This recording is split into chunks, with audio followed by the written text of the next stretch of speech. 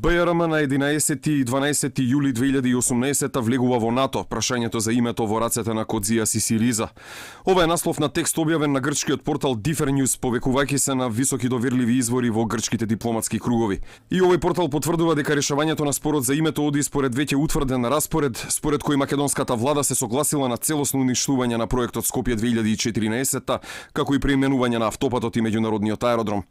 Differnews наведува дека со цел тоа да се спроведе, новиот градоначалник на Скопската општина Центар Саша Богдановиќ, кој доаѓа од владеачката СДСМ, соопштил дека ќе формира комисија која ќе го опфати целокупното работење на проектот Скопје 2014.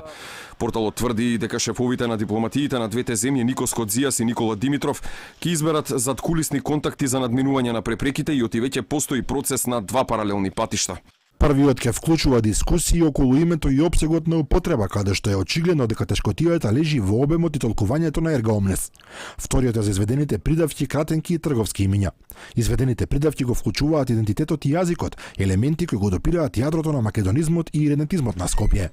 Кодзиас веќе порача дека доколку спорот не се реши до првата половина на 2018, ќе има големи потешкоти за понатамошно решавање поради предвидените датуми за избори, а и самиот спор создава тензија во ионака затегнатата владина коалиција по ова прашање.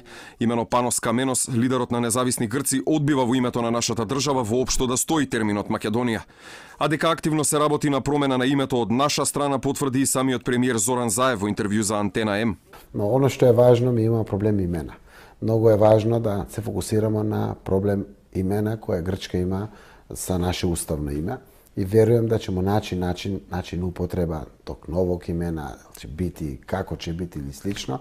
Оно што свакако нама е важно да наđemo решение. Инаку според порталот Официјален Вашингтон преку заменик помошникот државен секретар за европски и евроазиски прашања Брајан Хојт притискал да се стави крај на спорот, а зад него стоел лично подпредседателот на Соединетите држави Мајк Пенс. Премиерот Заев најави дека уште кон крајот на месецов ќе почнат првите средби со медијаторот Метју Нимиц, што представува и старт на решавањето на спорот за името на нашата земја според предвидениот грчки распоред.